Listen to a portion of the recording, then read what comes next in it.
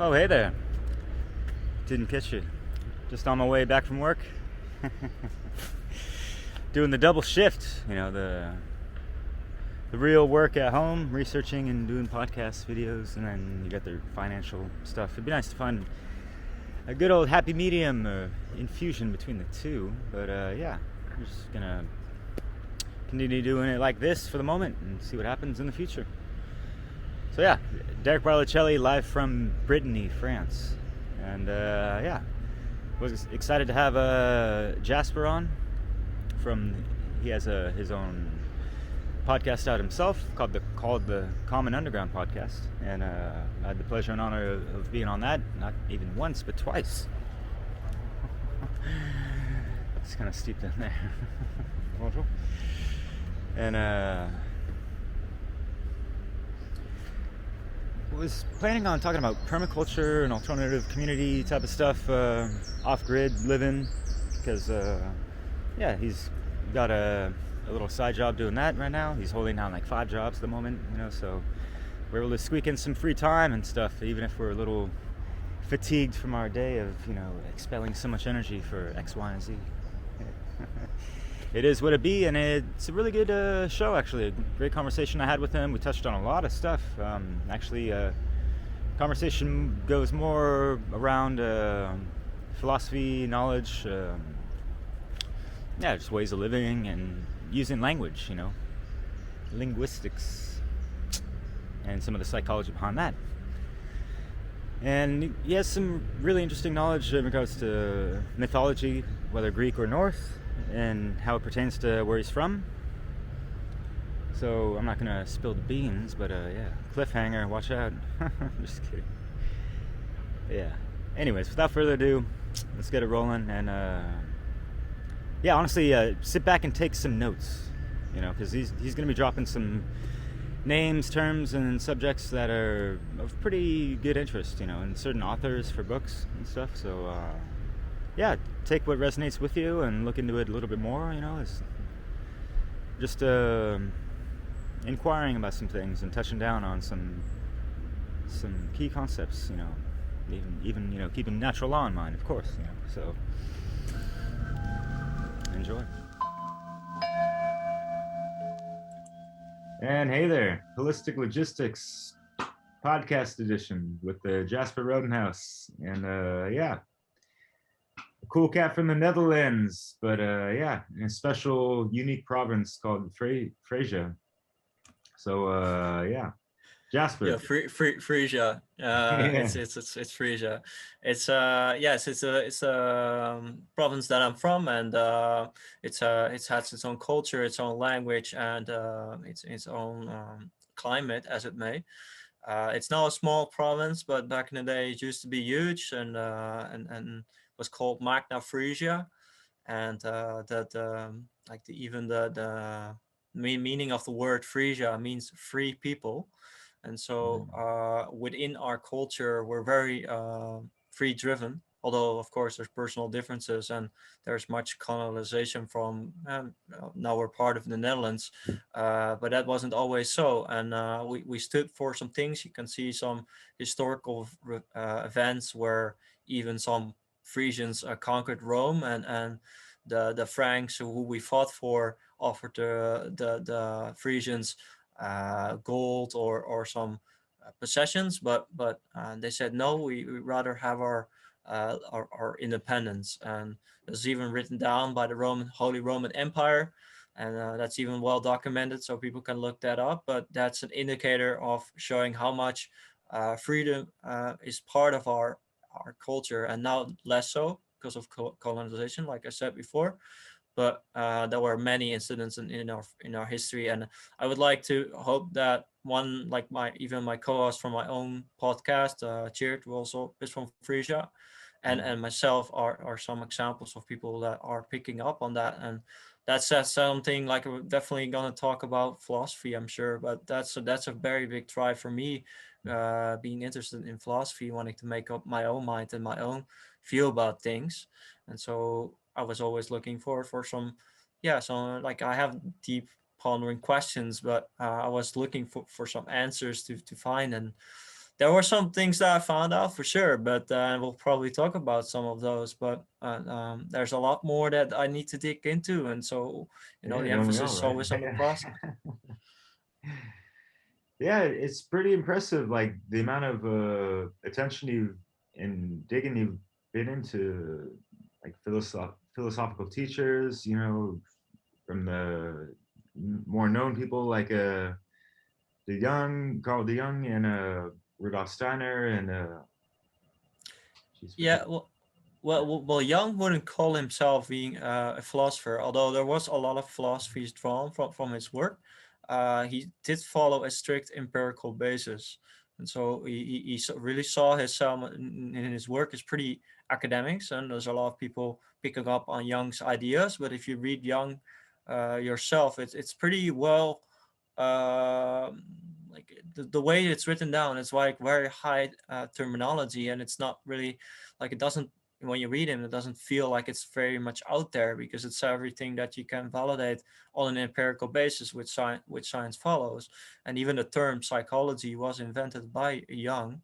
But yeah, I think it's good to mention also that I give online philosophy lessons, so that made me highly motivated to learn a lot about it. I'm still learning along the way. Many philosophers that I'm not that much aware of, and so still digging deeper, as you could say. Like I still want to read the book of Heidegger, Being and Time, for example. A lot of interesting stuff in there.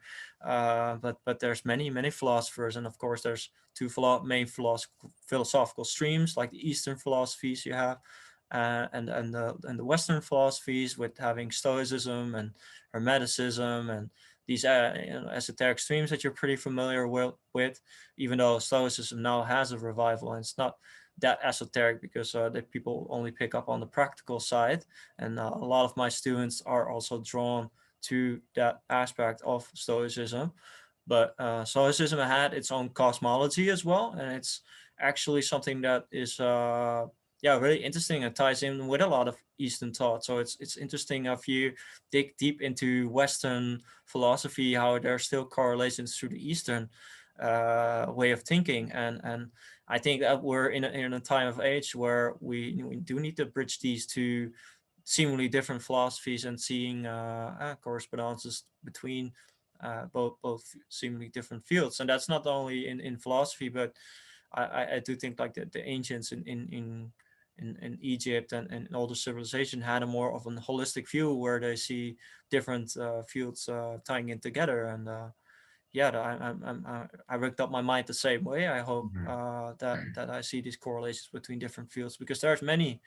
And so Yeah, and yeah, along with the Egyptians, there was also like the Druids up in the Celtic regions and everything, which yeah, I'm sure in Frisia they have similar types of traditional stuff, even yeah. spiritual practices. And in the last video you did on your YouTube channel, in regards to permaculture and stuff, you mentioned animism quite a few times, and yeah, Yeah, for definitely one sure. of the Yeah, practices that is kind of more universal under different labels, if you will, sometimes. But yeah. yeah. Yeah, but definitely like the Vikings had a very, like for when we learn about the Vikings, it's mainly to monasteries writing down about the Vikings. But if you look into like the Norwegian, what they found about the scripture, they're written down in their sagas.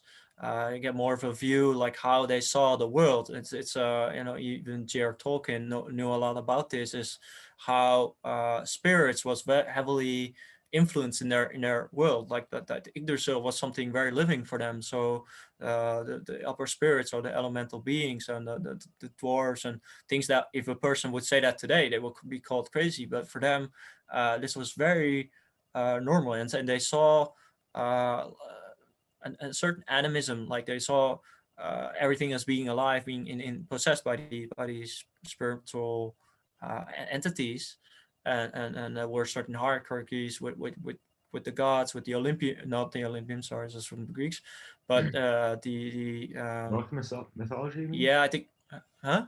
Norse mythology? Yeah, yeah, it's like where Odin they're and like Thor the and hall where they sit together. I think it's Valhalla, but I'm not 100% sure about that. oh yeah.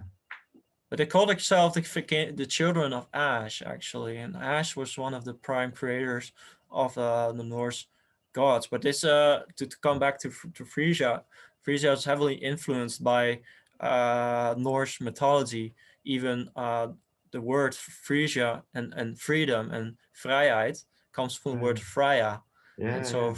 the goddess of love, and it's also love of wisdom and Sophia. These are, I think, a lot of philosophy is focused on the Greeks, but according to Oera Linda, which is a very controversial book about the history of Frisia, here it was written down that there was even that the Greeks were actually part of Frisia, and so what we attribute to the Greeks were actually attributed to the Frisians themselves. Things like democracy, equality between men and women. These were all things that we in Frisia already practiced way before for the Greeks did. But it's not like it's a very big topic, and so some people like jump straight at you like, no, that counter states everything that history is telling us. But Yeah, I because keep an people open mind too. identify too much their ego with, history or his story or, oh, my Yeah. region did this, before yours, but might be on some ostensible information or facts sometimes Yeah. or dates and all that stuff. I mean, yeah. Mm-hmm. I think that already, like the Oera Linda was written down in a unique manner.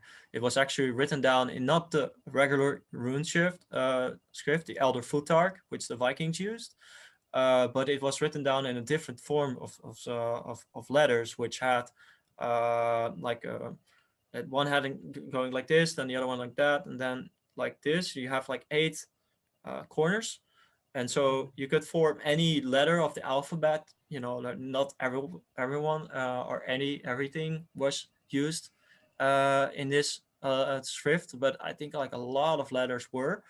Yeah, But you this sent was me this. that picture, I believe, and I'll post this, up on the like, a couple seconds before.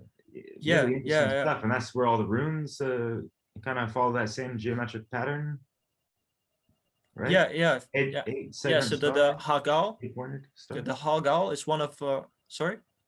You're referring to the 8 pointed star, right?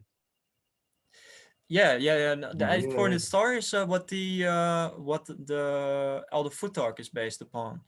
yeah. But They the showed me a the really the rune cool script, picture of that. I remember that's cool. yeah, yeah, yeah. But also the Hagal, which is one of the mother runes, it's called. It's also where you can form all the other Elder Futhark letters. But both of these forms of language, and even the Frisians had their own runes in the Anglo Frisian runes. But it was a little bit different in how the Oerlin is written down. But both of these runes, they're all based on geometry. They follow certain lines and certain curvature with the Oerlinda script, but with the other one, it follows the 8 pointed star, like you mentioned. I don't really know the name of that type of star, but for me, was something that I'm also writing down in my book. I think that language is originated from more of the Norse Norse civilizations.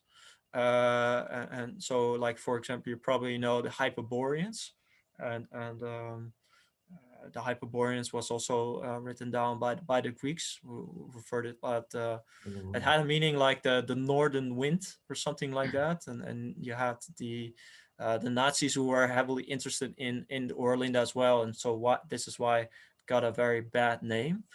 No, Uh, huh? yeah, yeah, Himmler, he wrote down like one of his letters, like the one of the gods has written down in Nualina, which is called Waldra. It's just like or original spirit of creation of everything. Like that's what we call Waldra, and even world, the world is coming from Waldra, from the same root, supposedly. I don't Hmm. know if like any of these things are true. Like some of the things are hypothetical, and they set the Orlinda way as being a scam. But to come back to like the Norse gods or this Norse civilizations. I don't know if you read this book by Olof Rudbeck, who was a genius uh, Oh. in the 17th century, if I'm correct. I'm never very good at dates, but he thought that Atlantis and so these ancient civilizations that the Nazis were heavily interested in following, and they taught the Aryan races from there. But he thought that Atlantis was in Sweden, in Scandinavian language Oh. country, Oh, yeah. region. I mean, sorry. So that's very like Oh. that states a lot. I don't know what you think about Atlantis and stuff. Like, it's I got a another lot of very thoughts big about that, topic. but geologically speaking, I mean, that's way up for debate, and I'm not really too interested in that. I'm Mm-hmm. more interested into really tapping into past life memories because I've had a really good friend mention that I'm kind of try to read and feel into my past life experiences, and she said that I was possibly in the Atlantean Wars when Atlantis fell. But yeah, I mean, like it's gonna we can look towards the Atlantic Ocean in regards to Atlantis, but who knows, Yeah, yeah. especially with No. the continental drifts and all that stuff, and how Pangea exploded pretty much, during that time, anyways. Mm-hmm. But yeah, Yeah, no, yeah. for You sure. Like, mentioned you're writing a book, and it sounds pretty eclectic. You're gonna be covering a lot of subjects and everything, and I don't know if yeah, that's a good segue to kind of get into more of the topic we were trying to get into. But I mean, before you get into that, if you wanted to finish up what you were just talking about, for sure, yeah. No, you got some stuff on your mind, for sure. I, Let it I out. yeah, no, I think it's fairly relevant. I was getting maybe a Yeah, little bit too quick on it, but it's very very good. something like a big interest of mine. But I think it's very important because I don't think that the Phoenicians who are now attributed with language, who use language in a very different Genetics. manner, like with the yes, exactly, and so they used it more as a trading tool. They went to different countries and they traded a lot. But what makes the runes different is that it's not only for communication, to trade, to make some money out of you. No, it's about Oh yeah, a magical form of language, totally. and Yeah, and yeah. language was for them something completely different, and it was used in a different manner than the normal day-to-day language that we use. So I think it's very relevant into what we're going to talk, because it's for me, what language is a mimicry of nature itself. So nature also communicates. Birds sing to each other. There are certain languages where they still whistle. So this is an example of that. But Body language. I huh? Body language. You know, Yeah, with all yeah, types of like animals making certain signals, and they got their certain colors that they flash in certain angles and reflections and stuff, and yeah, all types of different noises, and yeah, hmm it's a trip. It's a mind blowing thing just to think about for a good couple minutes or meditate on. Yeah, sure. yeah, yeah. Oh, there's even some theories that even the Hebrew language is based upon the all ancient rune script. So what I'm talking about here Oh, can set a whole new paradigm across, because if we're just keeping assuming that the Phoenicians were the inventors of a language, then we're using it only to trade and to only make profit.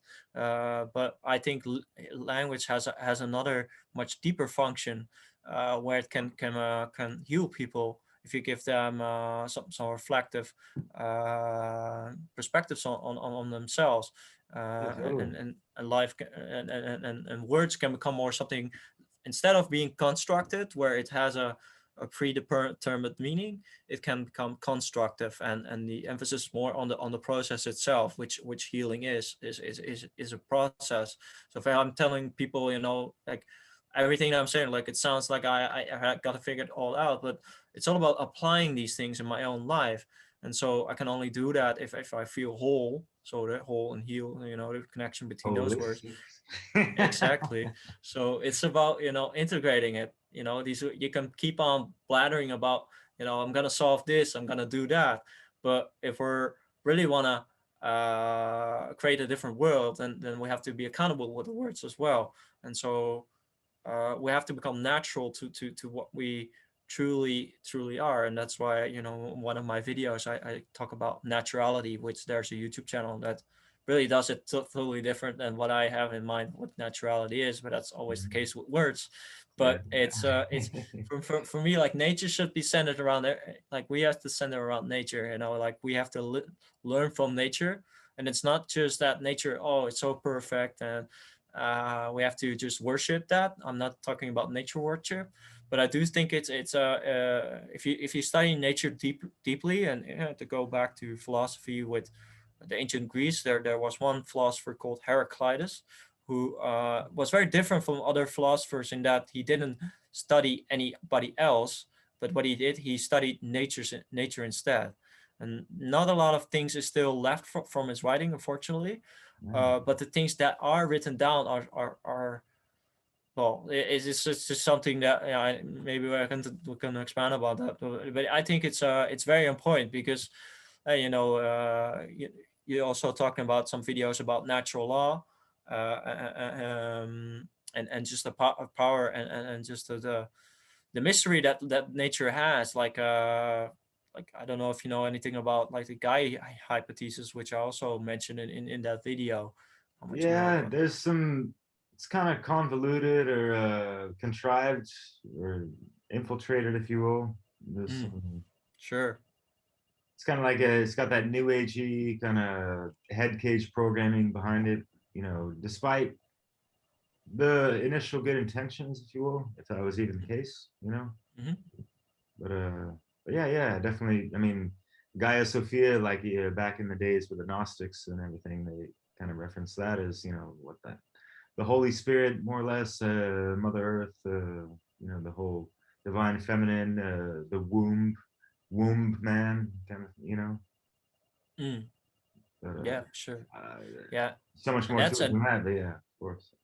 yeah, and but you're touching on something that's very important, because language is often now it's used in a masculine manner, where it's about like articulation and using logic and reason.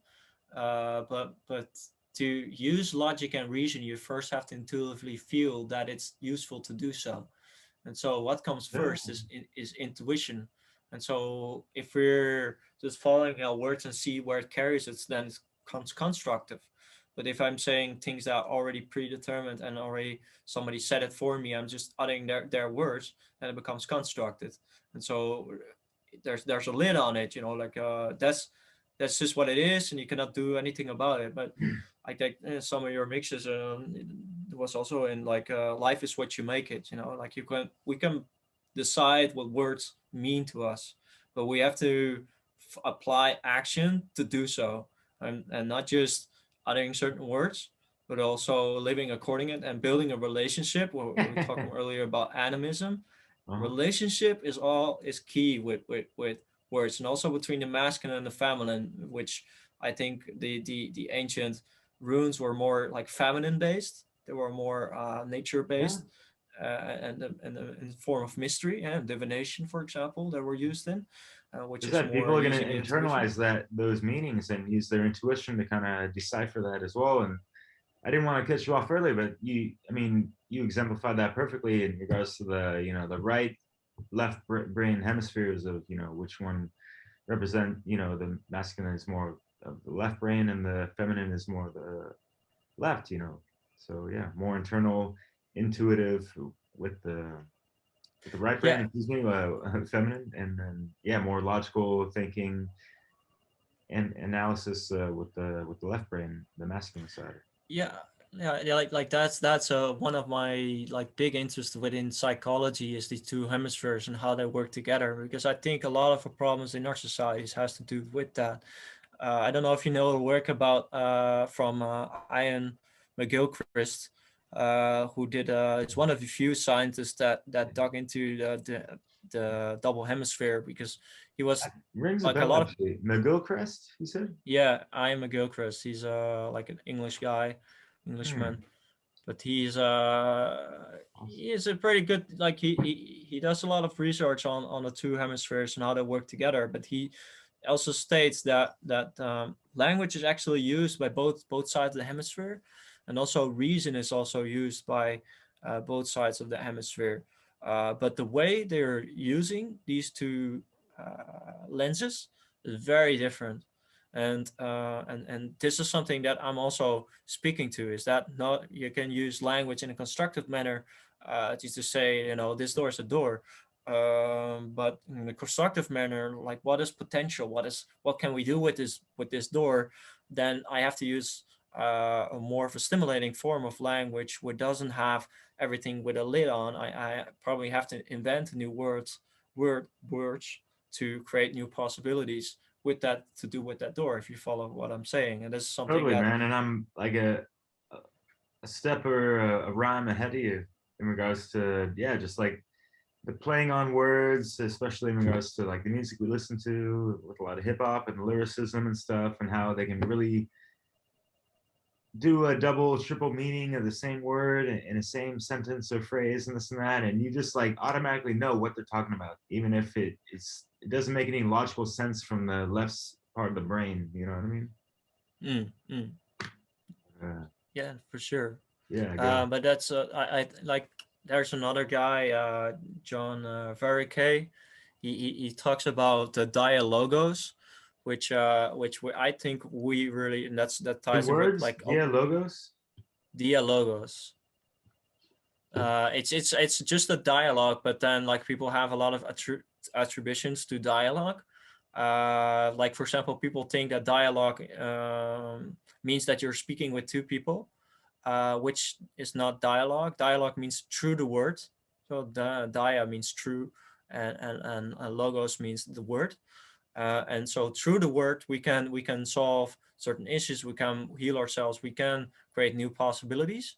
But this is not necessarily a social condition. It can be, and I think that's the beautiful practice about dialogos, is that we're needing to settle and we can talk about dialogue, and it's also what my podcast is based upon. I think it's a very crucial point with regards to healing, to what is happening in our society nowadays, but even before, where it's contrasted with discussion. Like a lot of people discuss or they debate about their viewpoints, but within a dialogue, it's more of a continuation, or more of a process of participatory knowing. That's what he also emphasizes with dialogos, is that Yeah, there's a certain with the participatory diagnosis, the relation. way of knowing, and with the dia logos, like the way of speaking. Yeah, Yeah, like and the that way the participatory. feel. So yeah, it's kind of like dia has a couple different meanings. You know, yeah, it's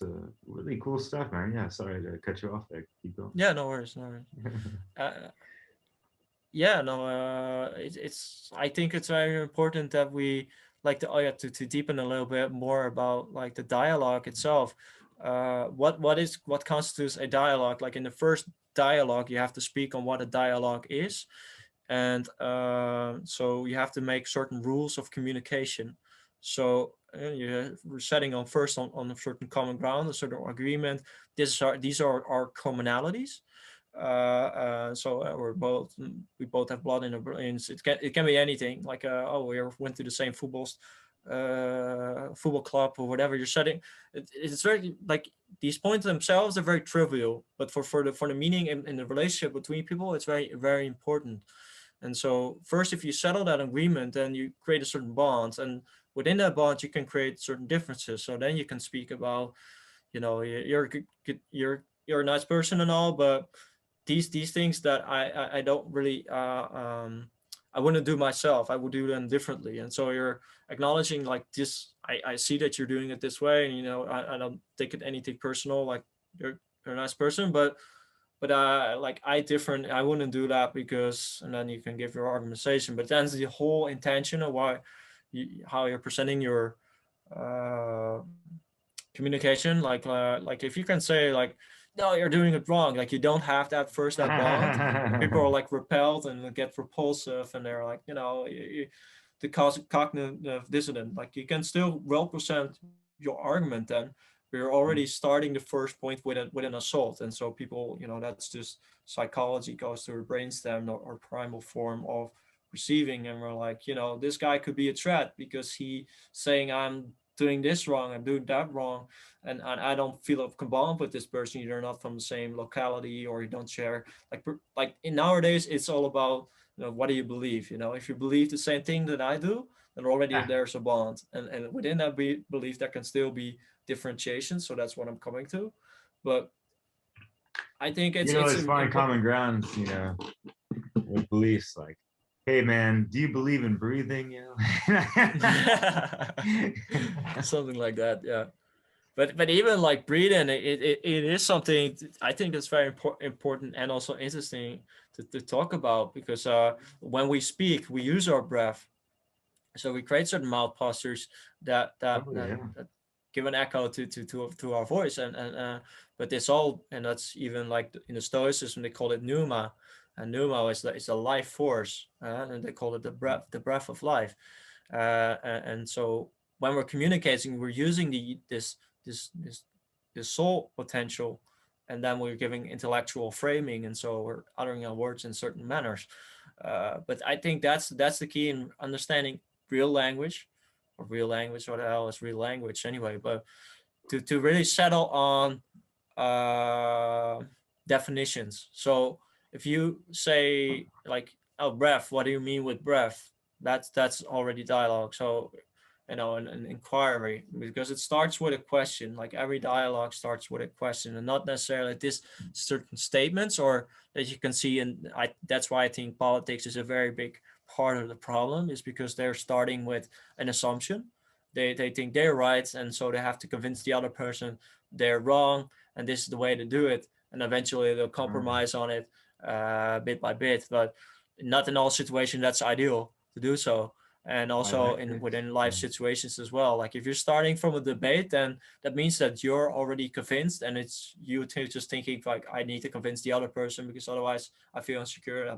I might be not right, And so that's some things that I see a lot around me when I talk about. Doesn't matter what it's about. Like that's why I think like talking about language is already one of the most important topics, because if we understand language in the same manner, then we can have a real conversation about, like many different, like even like I'm probably for sure that we're gonna talk about permaculture.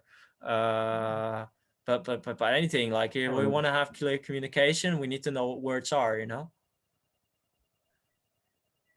Yeah, totally. And language counts for something. I mean, having labels and compartmentalizing certain things, and permaculture is defined as such and such, but there's certain different variants of permaculture, and there's even veganic permaculture, if you will, as well, without the aid of animals, even though at the same time we could all live symbiotically with animals, and especially even with bees and this and that. I mean, we have a declining bee population since how many years, right? And beekeepers seem to be keeping the population pretty up. If you ask, any beekeeper, I don't know if you know anyone. It's like, yeah, I do. Yeah. Yeah, no, like that's for sure, man. The bees is actually something that can repair our atmosphere. So there's actually a very crucial role in our society, and they actually function as a colony, and so they're willing to sacrifice themselves and to protect the whole. How many people will do that for another human being, for sacrifice themselves for a holistic way of living? That's, I think, like that's why Odin hanged himself of the trees, and how he got the runes itself. Like he sacrificed himself. And that's something I pretty feel like I'm doing as well in certain ways. I need to sacrifice certain aspects of myself that are in serving the whole. That's a great allegory with Odin, man. Good call. Yeah, so. Yeah, and Odin did everything for Christ wisdom. Will too, like, I guess. Mm-hmm. Yeah, no, like even Jesus Christ is based supposedly on the story of Odin. It's no, like I can expand on that, but I don't know like which what you had in mind in hey, want to talk about permaculture It all depends on or what's on your mind, brother. Yeah.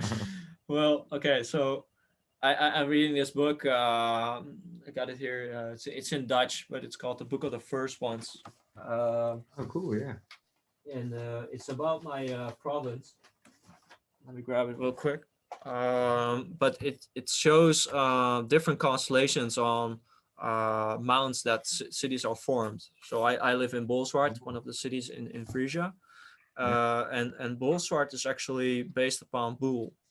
Boel and Bol. They stem from the same etymological root. And so there's even like a small little town that I went to. It's not even a town; it's a village, and I went there, and there's a certain myth there that there were two oxes, and they decided like where the ox is gonna, I believe it's gonna sit down or something. That's where we're gonna build the church. And these two oxes, which are cows, but then or these are bulls, but then like castrated bulls, and so you can see like some symbolism there connecting with this constellation, and that's just one. Like there's the lion of Leeuwarden. Leeuw means is Dutch for lion. But what it shows this book is that these mounds that all the cities and villages are based upon, it's not just for functional reasons to get higher than the ocean when there's flooding, which is probably part of the reason, but it's actually serves a ceremonial function because they are all built on these star patterns. And now there's churches on top of it, but before there were churches, there were certain temples of the Vikings and our local religion. It's kind of like animism, but it's not that well known like what exactly our gods were back in those days. There are some things that I'm still finding out about it. There's some loose ends that you can follow, but eventually, yeah, it's something very interesting about this book because it shows like how much knowledge my ancestry, so the people that inherit this local region, really possessed about, and you can see that in many ancient religions how they follow star patterns. And it ties in what they eventually found out in this book. It's like partially fictional story, but the research that is done in this book is real, and also had contact with the person that wrote this book. But what it shows eventually is that they're looking for the Holy Grail, and they're finding out that the Holy Grail is actually not some physical object, but it's a star pattern as well. And they're able to to connect the story of Jesus Christ, and the cross, which is like here it's a kind of like a bird. It's a swan. Yeah, it's a swan bird. There's one city where it's formed like a cross, and it's like it's a swarm constellation. But it's also the cross where Jesus died upon, supposedly. So they do a whole measurement on that, and they're like coming back to Side Guys. You've probably seen that documentary, Side Christ. Geez, And like then 8 years ago, or almost like 10 now. yeah, yeah, and they're connecting, like they're correcting a lot of things that aren't really well represented in there. Yeah, But yeah. but it's some very interesting Brought up book. some I'm great really points for thinking, sure, but yeah, huh? they brought up some great points and things to consider, but in regards to how so many stories were kind of told in the same way with a different flavor to it, almost, but the same type of archetypal figure, if you will, some kind of savior or Christed one, enlightened one, or whatever. Yeah, it's very oversimplified, but it's often the case with documentaries. It's where it's just given overall view, but if you really want to go into like more of the specifics, then you have to go a lot more deeper than documentaries, Yeah, which totally. are just well represented. There's probably some exceptions for sure. It's like it's depending on which subject it's on, and if it's really something that's concrete, or like these things with ancient past, then you really have to dig deeper, and need to know a lot about astrology and about these specific civilizations, about their history, culture, context, everything. So it's a big thing. But I'm gonna show one picture of what's written in the book about the constellation. So this is the constellation that I'm born in. I live here, Bolsward, and I'm actually born here. Oh, here in this point. Oh, sorry, it's this one. It's called Witmarsum, and Witmarsum means white, and Bolsward, zwart means black in Dutch. So you have like a yin yang symbolism in there as well, but that's a small little Oh, cool. detail. But yeah, man. Interesting. Yeah, so Frisia has a lot of things to offer. I only now, and that's something I'm probably going to talk about as well, as I think permaculture. There's a few permacultures here. I'm also involved in one of those, doing volunteering there. But overall, some things here in Frisia, we're close to the ocean. So if you look back in our history, sometimes we were called rebels and pirates and fishermen, and we were really a lot on sea, just like the Vikings were. And we also, that's why Netherlands is always very good in regulating water and making good ships. That's inherited, I think, from Frisian mostly, because we're already doing that way before that was even the Netherlands existing. But that's some things that people have to dig in themselves. But like regards to like the whole food forest and things regarding to permaculture, that's something that is still pretty new here in Frisia. When there's here a lot of farm fields, if you go around the cities, you can just see like 10 kilometers around you, because it's just totally flat and only farm fields. Mm. And it's just something that, like, it for me, it's not that much appealing. I like forest. I like go hiking in mountains and go into small little creeks, and there's a lot of birds and stuff, but yeah, I need some more than that. And I also think it's not good for nature, and there's a lot of problems that they have here. I sometimes get into uh some discussions with people that are more of older generation, because here there's pretty stubborn. We're still really stubborn people. Frisians were, sometimes for good reasons, for sometimes for bad. Yeah, it happens, man. Yeah.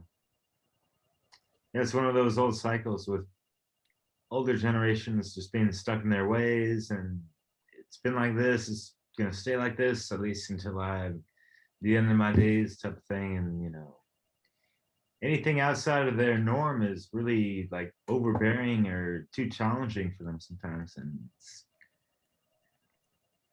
yeah, but in perspective of the human potential, it's a shame, to be honest. But at the same time, it's like I understand, you know. And Yeah, but what the thing is that they seem to be very traditional, but the tradition that they're pulling back to, it's not the original tradition. It's something that's inherited by the Saxons that conquered, not the Saxons, the Franks that conquered Frisia and introduced feudalism, Christianity, and eventually when the Netherlands got formed, like the modernity, the colonialism of the slavery and all things that are attached to the to the Netherlands, excuse me. But well, uh, yeah, we were like more forming into trade and also living more regionally, and even like food forest. And like if you looked at the whole how our ecological environment looked like a few thousand years ago, it looked a lot more like swamps and forest, and there were almost no farm fields there. But because we built so many ships and we built all these houses, and we didn't really planted a lot of things back, due to the capitalist mind view, and also within Christianity, there's not a lot of room for nature and building a relationship. Like all the sacred groves, all the temples that were here before, they were all destroyed by the by the Franks, and even Saxony was demolished by the Franks. And so that's something that's still deep into our ancestral uh like feeling. Like it I still feel like, like we as Dutch people, we often go to France to visit there, and also was there when I met you. But like we like it there for vacation, but there's always this feeling in between Dutch people and friends, and that's a little bit unsettling. Like we should look past like identities of countries. That I should state that, but like I met some very great French people, but it's like culturally, like there's a lot of differences between our cultures, for sure. Yeah, like we like Yeah. Frisia overall here, we're very suspicious of everything that comes from the outside. Mm. uh, and I think that's like what a lot of people have is a, like all these like other they don't know, like for example, I met a girl in Peru, and I'm really close to her. I would bring her here to Frisia. There were people still look down upon that, because so there's always this in you have to keep the Yeah, who are bloodline you? What pure. are you doing here? Kind of thing. And Yeah, like it's they have obvious you're other not skin from here, color, and so they're kind of curious, like, what's your purpose here, kind of thing, this and that. I yeah, got that out here, and like I know what you mean. Like out here in Brittany, you know, not like they're all, not to label it like territorial or this and that. I mean, I think it also stems from a thing of curiosity, at least from over here. I don't know in your case in the region, but yeah, there's that, like you're obviously not from here, so what's the deal, kind of mm, mm, thing. But it's yeah, for cool, sure. it's like not that big of a deal, at least for me personally. No, no, but I also think like some of these things are very culturally, but they're also like human own, like that is it's part of who they well what have they been taught. But I think like it's really like people cannot see past their memories. Like a lot of people, Yeah. I've reading this work of Gurdjieff. I don't know if you know about Gurdjieff. It's really deep stuff. But Cool. he what he says is that like a regular human being is a it's not even human being. It's more of a robotic, and so it's living on um like like compulsively, like things that they like learned before. They only are able to repeat that. Like we're very habitual, even in nature there's forms of habit, but there's also a form of adaptability and seeing possibilities on to create change. And that's sort for humans, a lot of people, is that's very difficult because they're stuck in this habitual thought, habitual thinking. Yeah, and that's And kind of so like base level consciousness, I mean, like there's this whole, running on reactionary impulses, if you will, and that's like more like the R complex of the brain, and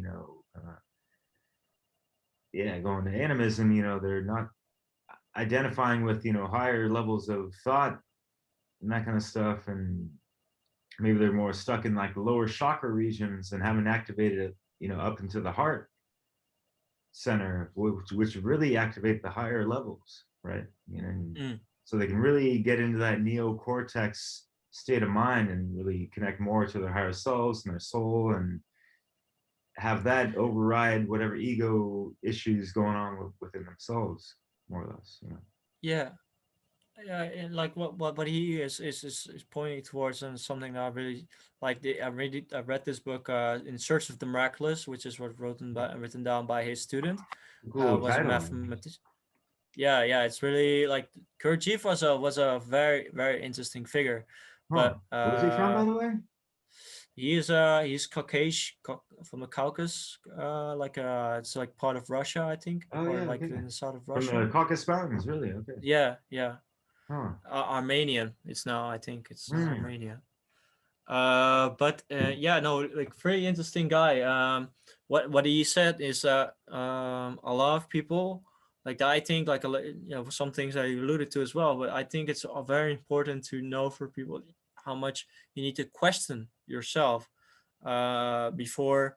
Like we also have a lot of compulsion in, and I also have sometimes some events where I was very repulsive because of something was presented that I could not integrate at that moment.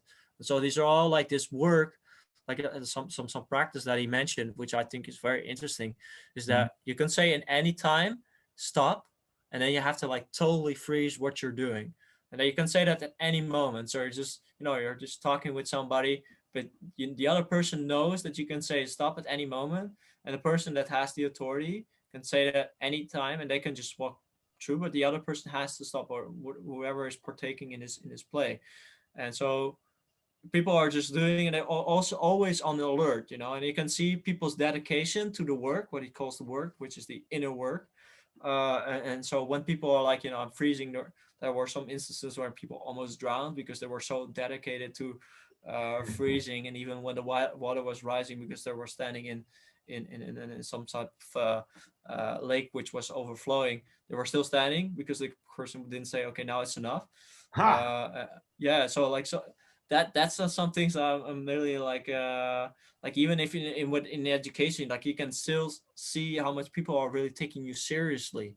Like if you would say like I'll stop, and I need to stop and just also stop talking then, and also focusing all of my attention to my muscles and how to keep everything where they are. Also, don't move the eyes, just keep all your focus on standing still.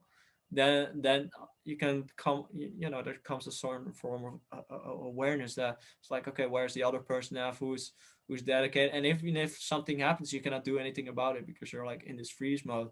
And so that's some of the things, like even that's just one practice that Gurdjieff talks about, but I think it's very important, and you can do it in a certain setting for sure. Totally. But I'm sure you've seen on the flip, used in the negative sense, right? How you're able to snap people into obedience on a flip of a word, that kind of stuff. Yeah, for sure. No, this is in context to teachers and pupils. So the intention is of teaching the other person. But if you're going to learn something from me, if I for example carpentry, you're coming as a pupil, I need you to require some dedication to really learning. Like if you come up there and you come 2 hours later every time, that doesn't show any dedication.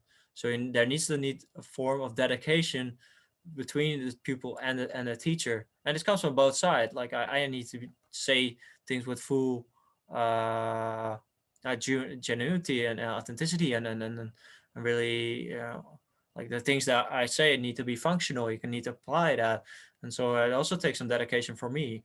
But you can show this dedication in those types of moments. So yeah, no, like if you say like you stop, then and you're just keep on walking, like whatever, then I know from that moment, okay, well, all these things that I've been teaching this guy doesn't take that much seriously because he doesn't even take this command seriously. So it's in that context. Like for sure you can abuse it, but all this follows a certain initiation, and this also was in the ending, almost at the ending of the book itself. So there's not a lot of things that you need beforehand before this context is probably set up. I know the context. I was doing the whole devil's advocate, and okay, then it came to mind, like the it starts with an M. The certain experiment where there's people that are hurting themselves just because someone said to touch something at a whim of their voice, kind of thing, and it can really, it shows how easily people can obey certain things. But being a free thinker is really important. But in certain contexts, when you're really trying to learn a certain discipline, that really sticking towards what the mentor is saying is pretty damn important, for sure. Like for me, example, and you at the same time, we both work in a kitchen a little bit here and there. And if we're not all on the same page, if someone's giving us an order and we do something wrong, what's going to happen, right? So obviously there's that strong communication and understanding, and just following through with what's needed at the time in the context. Sure.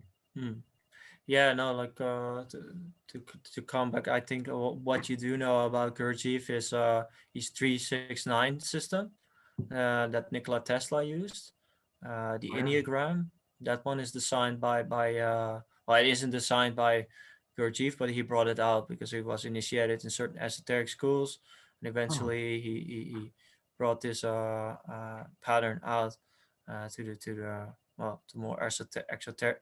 Well, he has different terms. He has esoteric, and then there's mesoteric, and then there's exoteric. And so the mesoteric are the esoteric are people really listening and applying. The mesoteric are listening but not really applying, don't really know how to apply, and then the exoteric are not even listening. They're listening to an extent that they can give a name to it and like this is that, but they're not really have that dedication, really wanting to know what it truly is, because it does require some search and some genuity and a lot of qualities and virtues that a human needs to possess before some things get revealed. Because initiation doesn't just go from people to people; it's also from life to person, and also even that's something that I've learned like pretty recently from plant to plant as well. So there's always this stage of initiation. So I need to be ready to really know about these next steps. yeah, totally. There's required knowledge to really get to that next level, for sure. And yeah, actually, I've never heard it said that way. It's always been for me. Esoteric is more like the inner circle of knowledge that's more hidden and occulted, if you will. And then the exoteric is more that's actually available in the external world, right? But the mesoteric, I don't know where I would fit that into that, Well, definition. it like some things that like I'm starting actually the book from backwards to forwards, but something that he mentioned before that is that the meso like a lot of people think they're intelligent, but they're only giving certain names to that's why I mentioned what constructed, like they're giving certain names. Oh, this is that. Oh, this is this. And I give it a certain spot. They categorize it, and I think they were learning in that way. But that's not really learning. That's just giving it a name and just putting it somewhere in a certain spot, but then not think about it anymore. And Right. so, They read something, they kind of conceptualize it and rationalize it in their own way, and they're not really yeah, implementing it within themselves to better themselves and make themselves better and behave better. And yeah. yeah.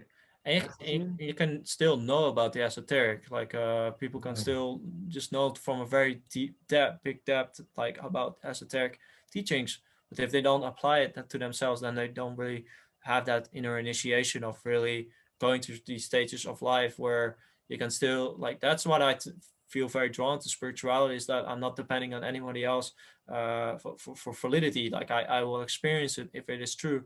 I will experience it, and these are some things like this with Gurdjieff. It changed a lot of my awareness, and it's a book that I really have to reread a lot more, because it is it teaches such a depth that it requires like different life stages to really grasp at what this person is really saying. Because if we really want to speak to one person with real communication, where the intention is behind the healing, we have to take in consideration the long term.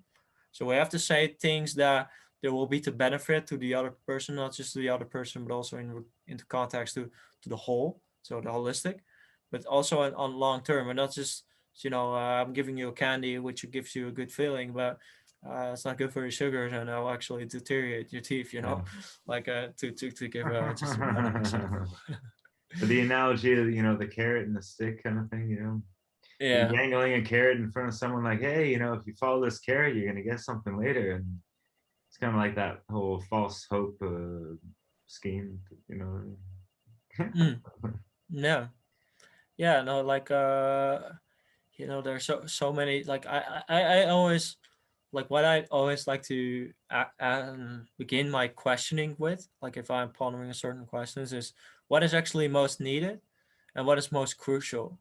Like you can go into any field, you can learn about anything, but if you don't narrow it down to what is most crucial and what is most needed, then there's so many things that are interested but will not really be applicable and also be experimental, because that's always what I say to people. Like, sure, I have some form of natural authority, but I don't want people to follow me, because I'm living life on an experimental basis. Like I'm applying what I'm learned, but I'm feeling like I'm a pioneer in that, like, and people do similar things, but they're doing it in their own manner.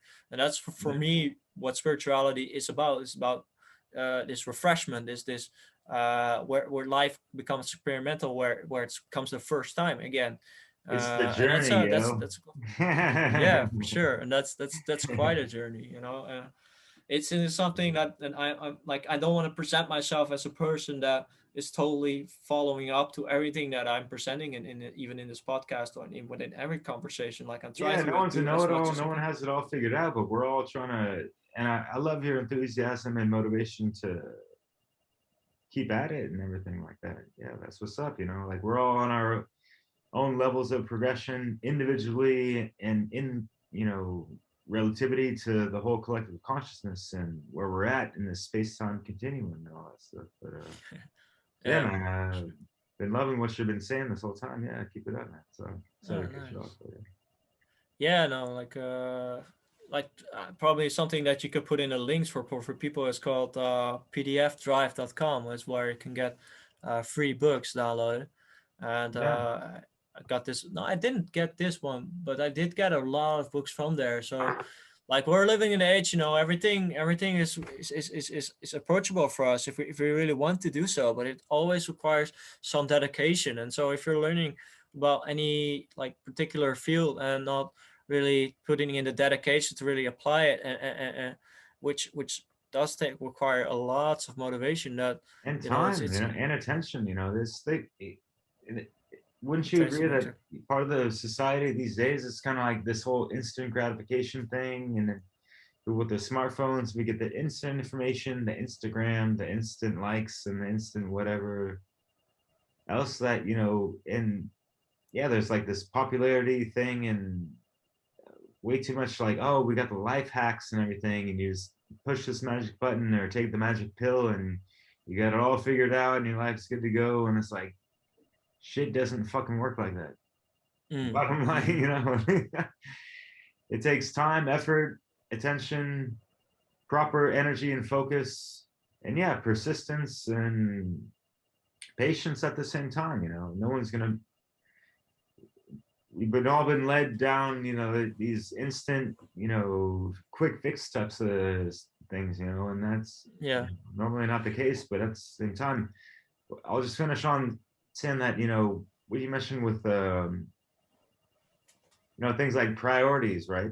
Like we're learning of what's most needed, right? Like we have certain priorities. There's certain solutions that need to be drawn or brought towards the forefront of things, and like what is needed mostly at this point in time, and like people need to put more focus towards those things and in proper knowledge and action to make it all happen.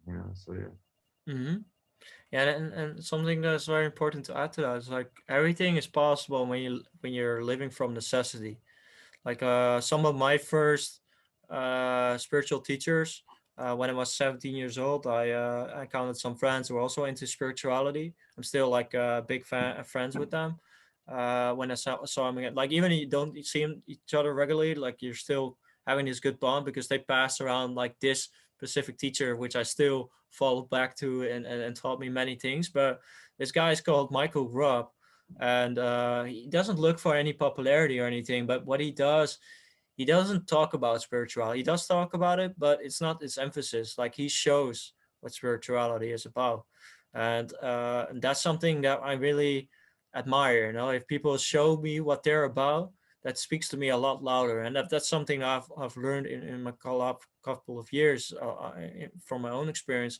Is that if I I can talk about many different things, and there's only a few people that really take me seriously in that regards. But if once I do certain things and I set an example, and I live from this necessity, then there's some moments where I surprise myself, and that's also ties in with the work of Gurdjieff, where the miraculous, the search for the miraculous, like miracles happen then, because we're capable of many different things, but it doesn't stem from our ego desires, and that's the want. I want this, not I need it, but I want it, And why do you want it? There's different reasons. Maybe we can go into that. But that's something, because if I want a certain girl and you want that same type of girl, there might be a conflict existing there, and that's the whole like sexuality, which There's is always heavily going to be suppressed. that, though, you know. Like, how many Yeah, billions of man, people but are there in the people, world, you know? what if people want what is needed, and what type of world would we where what we live in then? Like, I think that's what dialogue is about, is falling on this necessity. Once we can talk about necessity, then I want to be right, you want to be right, you want to convince me, I want to convince you, you want to do this solution, I want to do that solution. But within a necessity, that's the solution, because the necessity is not stemming from me, not because I want to, but because it's actually like, if you look at everything holistically without any bias, then you will recognize that this is the most needed thing. Yeah, totally. uh, And this is what I was talking yesterday to a really good friend for like 4 hours yesterday, and she's really into the whole, you know, living off grid, and she's, you know, seeing a good amount of, and heard a good amount of, you know, these alternative communities and this and that, and people coming together for the greater good, more or less, and trying to figure out what's needed and this and that. But the problem is, like, not everyone's on the same page, whether, you know, consciously, spiritually, intellectually, whatever, mhm. experimentally. And then you got the mixture of, you know, whatever group of alpha males and this and that, and people weighing in of what they believe is most needed for the situation, you know, and this and that. And it's really hard Yeah. to strike that fair balance sometimes of, you know, polarizing. I wouldn't even say it's not even about polarity, but just differing opinions of what is, you know, the best option for the best situation at certain times, and all these trivialities and this and that. Sometimes it's like, yeah, as far as, you know, like alternative communities and or Yeah. not, I, just like even relationships, you know, like just be yeah. between two people, it doesn't matter, you know. Yeah, no, but I like, if you like what I'm speaking about with the needed, it's not uh propositional, as supposition, Proposal? like, propositional, No, I think you prepropositional. said, Yeah, yeah, it's right. prepropositional, Yeah. knowing. Like, if I presuppose this is what is needed, then it stems from my intellectual origin. But if it's participatory, so I know that what is needed might be different from moment for like today it's different from tomorrow, and it even shifts within moments from person to person, and I'm not filling in it myself, but it comes from a source that is deeper, and that's existing actually in between. Like, if it's in a context with another person, it's existing in between us two. um, and in regards to ourselves, it's something that is in a space that's not it's not local. Like, you cannot find it in our brains itself. And it's not based upon things that we were learned. Like, some of the things that is already, like, some things that I need to add to that is that knowledge is limited. So we can, like, you did many research, I did a lot of research, there's academics, there's a lot of people that have different viewpoints, and everyone is educated differently. But if you acknowledge that knowledge is limited, that what I experienced, even like I had some transcendental experience, some very like macro experiences, which really shows to me that there's a lot more possible. Yeah. Even that is still limiting, because there's a lot of things that I didn't experience, even in paranormal sort of context, but also in just normal mundane life, that I didn't experience. So if I don't have the capability to form a certain image, using the imagination to create an empathetic image of what could be possible, then like fill in the blanks. Yeah, I feel you, man. And what I want to say about that, I was writing something down I want to touch back on earlier, but yeah, as far as like having these like mystic experiences, you know, synchronistically, or, you know, having some kind of like serious, you know, frequency shift, or, you know, vibratory awakening kind of stuff. That experience in it of itself and the knowledge of that, I mean, it's hard to articulate that and really understand what the hell fucking happened sometimes, you know what I mean? It could take years, you know, and like if you don't find the right mentor, if you can't really tap into it completely yourself alone, you know, and really decrypt to what really took place within yourself. I mean, I'm speaking personally at the same time. But yeah, man. Yeah, no, it's a constant unfolding, you know, like we constantly have to question our self concept. And so there's this guy who makes Japanese movies, Japanese like they're big movies. It's a Japanese name, so don't ask me the name precisely. But he made this film called Ran, Ran, and when he creates a movie, his contemplation, his question that he puts forward to base his story upon is, why can't people live happily together?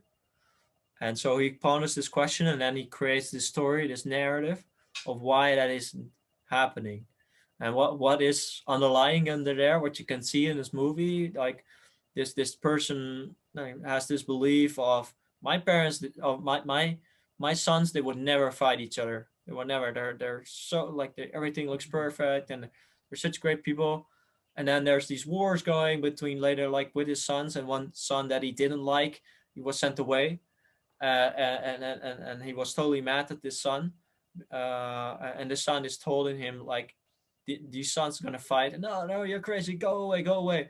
And then the sons, they're fighting, and everyone dies around him, and he still doesn't believe, like he's still, nah, my sons, they will never fight each other, like everyone around him is dead, and he just holds on to this belief until eventually he like there's no other ways that he can deny anymore, like he just has to face the reality.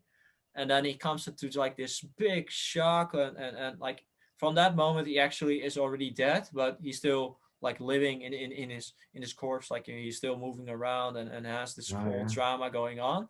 But like he cannot handle that shock of like, okay, things are totally different than I thought they were before.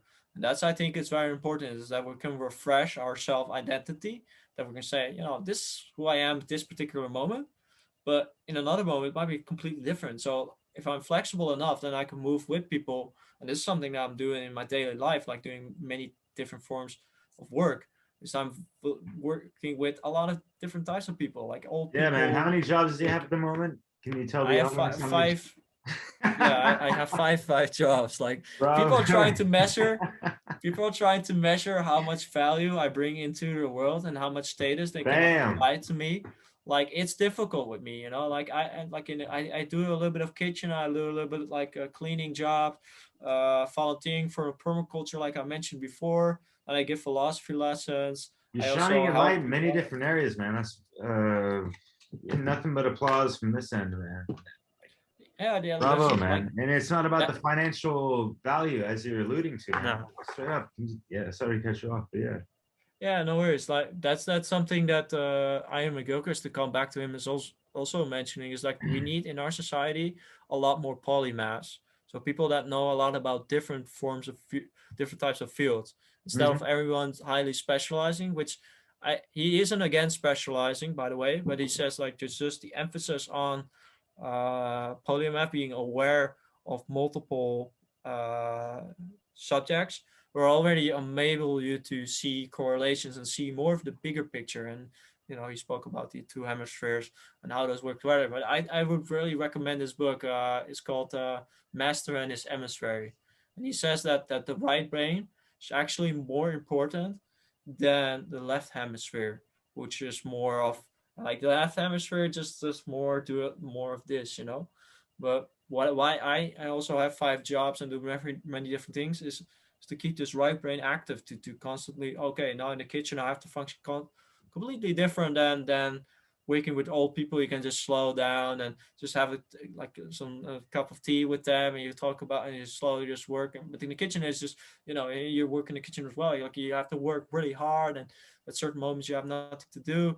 And in the volunteering job, I am more working with plants and talking more deeply with the person that lives there. Is more like on the spiritual, also conspiracy side of the perspectives, and also talking with her as well about certain matters. And then the philosophy lessons, they're highly intellectual. We'll have many different types of requests. Sometimes it's helping people with their, like, preparing for exams, to people that have certain life issues, and also had certain artists or scientists that came, like, they were totally done with science, because it's just, with science there's this analytics, but a philosopher is more of an artist of concepts. That's how Rudolf Steiner put it. And so there's always an open end to it. Like, nothing is really conclusive. There's everything, you can question everything. And I would emphasize question, especially yourself, because we form certain narratives that explains the world around us. But before philosophy, we had mythology.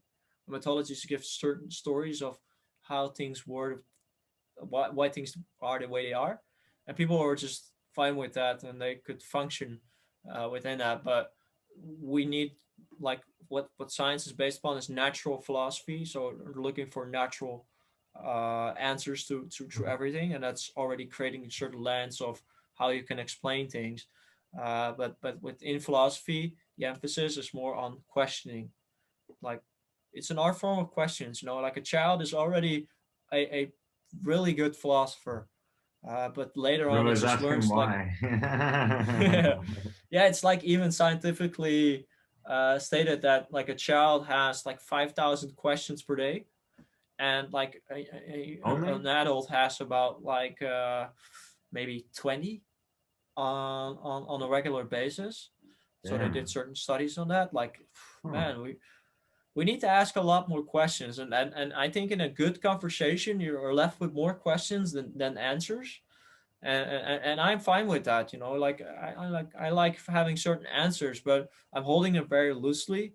And maybe, like, something we can go into as well. Like, there's a certain fixed aspect to creation, the natural laws, things you can fall back to, that are just there because they can experience them. Some But immutable principles for sure, man. Yeah, but then there's also the dynamic, and that's also what Ian Mcgilchrist is emphasizing, the dynamic side, which in Christianity called the Holy Ghost. The dynamical aspect, and also Heraclitus was, he had this famous statement of, you cannot step into the same river twice. Like, life is always changing. So if you come up with an answer where there's no set of mystery left, then you're just explaining miracles away, just like Terence McKenna put it, like, just give me one miracle and we'll explain the rest. That's the attitude that science has. But for me, like, I'm pretty settled if there's a lot of mystery things to explore. Like, I'm now doing a study for becoming a garden architect, an ecological garden architect, and I was doing this proof, this like first free lesson, like an introductory lesson, and they were saying in there, like, there's 400,000 types of species. I don't agree with those numbers, by the way, because I, like, even in the Amazon, there's a lot of plants that aren't even discovered yet. So it's a an estimation, but still, if you have 400,000 plants to study, that will mean that if the rest of your life you would study plants, that there's, well, I'm not that good, like, depends on how old you are and how much life you have left, but I think there would be, every day there would be like a 10 maybe more type of plants that you can study. Like, there's always things you can learn. That's what it comes down to, and that's also why I'm interested in learning so much, and also in this particular career. Well, I wouldn't say it's just a career, but this particular path. Yeah, it's a great path, man. No doubt. Yeah, so no, definitely doing a lot of different things to keep my mind active, but also what I was saying about the right hemisphere uses a lot more context. So the context within a kitchen within gardening, within working with older people, the context changes, and that's the dynamic aspect of life. That's always changing, and it's always flowing. And so if we have a certain mindset within reality, like this is the way things are, that like within natural law that functions, because those things are really there. You can validate by your own life and really perceiving these laws in principalities. But a lot of things are still left to be questioned, and I think that I need to put some emphasis on that, because a lot of people, and that's also why I sometimes presented to you certain paradoxes, and also uh, Heraclitus is known as a riddler, as a person that had really paradoxical philosophies. Because if you study nature very deeply, there's a lot of paradoxes in there. There's a lot of, and even life itself has a lot of paradoxes, and ideologies, they're not good with paradoxes, because things follow into a certain narrative. They're like, these are the things, the way things are according to my narrative, and if they're different than what I described the narrative to be, then they're false. But sometimes there's occasions where things are and they aren't, and it's depending There's another on. way to do the same thing, and you'll get this same or similar results, more or less. I guess, right? What do you mean with that? Can you explain that? Well, just there's more than one way someone can do something and get the same results. When the one person that said like, "Oh, this is the only way you can do this," but then someone comes Yeah, up like, "You can do it like this, man. It ain't no thing." You're like, yeah, yeah. yeah, kind of like Exactly. the whole permaculture ideas and stuff. I mean, there's several different ways we can go about doing this and live symbiotically with nature and be more harmonized as a society within the natural world, right? Yeah, yeah, no, for sure. And like with the permaculture, it's not an absolute answer. Like it's just gives you some initial steps on towards living more harmoniously with nature, but it still works within this framework that's applicable for everyone, regardless of their ideology, of their background, because it's just something that, like, the results speak for themselves. Yeah. But if we really want to resolve conflicts, we really have to take it a step further than just providing food and living more according with nature, because a lot of people still have this view that nature also is centered around conflict, that there's conflict between predators and prey.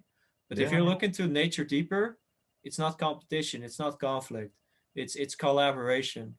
But that first needs to take in the holistic view. So I think it's very important that people keep questioning themselves, and they are taking into account that they're connected with every sentient being around them, and also even non-beings. Like it's all connected. And then that's also what Michael Grubb was teaching, the teacher I was talking about earlier. It's like we're all connected, and he was showing a true demonstration how that is. And what he did was doing psychokinesis, so psychical powers with the changing molecular structures in clouds, for example, and making it rain. Or there's one of the most popular videos of him is doing leaf tornadoes, where you can change the wind and make certain spirals. And Yeah. yeah, it's a lot of people will like, this is a completely new paradigm, so a lot of people will just dismiss it.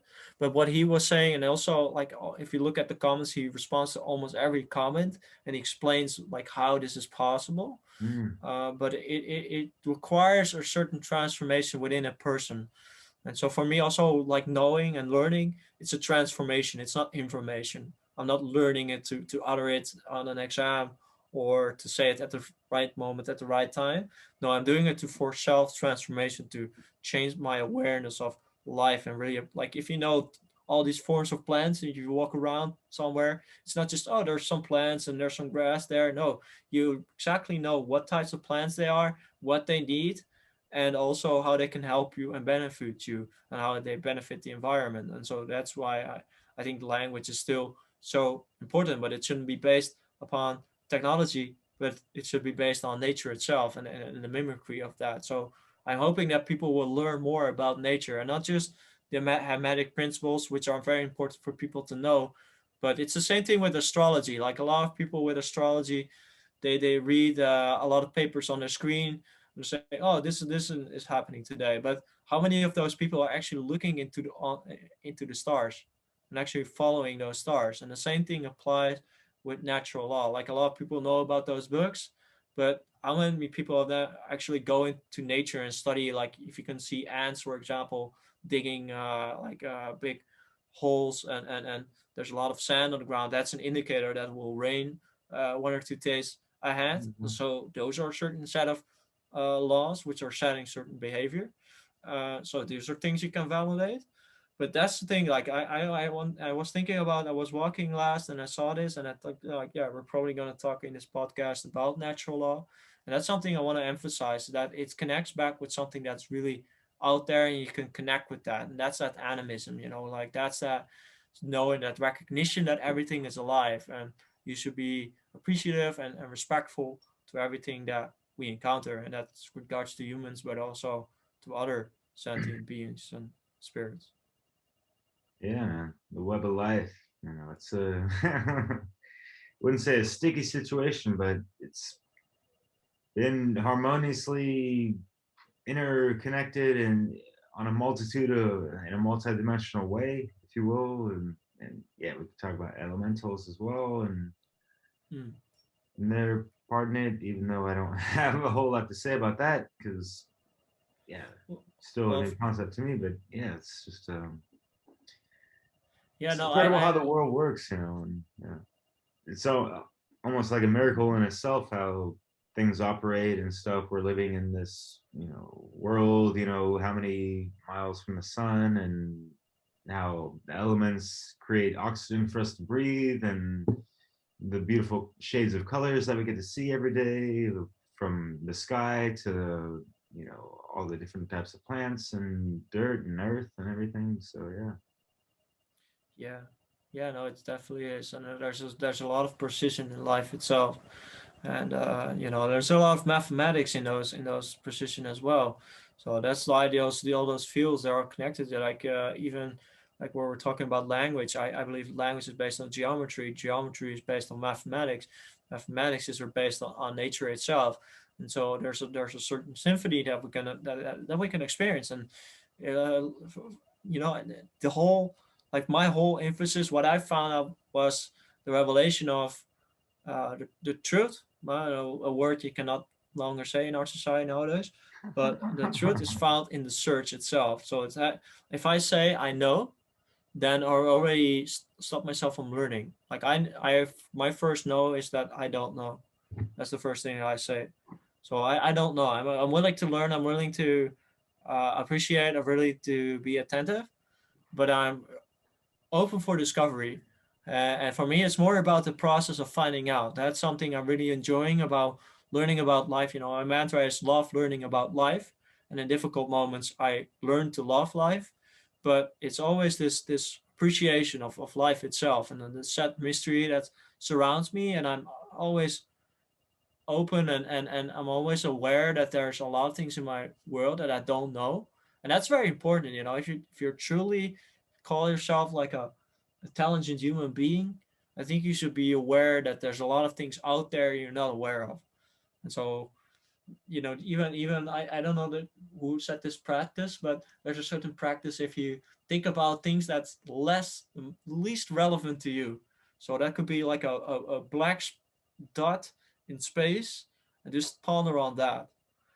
Like that is already gives you a certain viewpoint of, like, how uh it's like there's in philosophy we call it the void. It's a space between stars. In science they call it dark matter. But is this empty space? Is it truly empty space, or are there even atoms and certain living entities that we cannot perceive? And so there's even things to can ponder on that, even though it might not sound relevant. But was something that Soren Kierkegaard said is that humans are the balance between relevancy and potential. So I think to step outside of our ego, to see beyond our ego, beyond our own limitations, we have to step outside of to seeing what is relevant for us, and step in this field of potential. And that's hidden within that void, which I was describing. I was just taking as an allegory. You can think of anything kind of else, took but it as that, yeah, sure. yeah.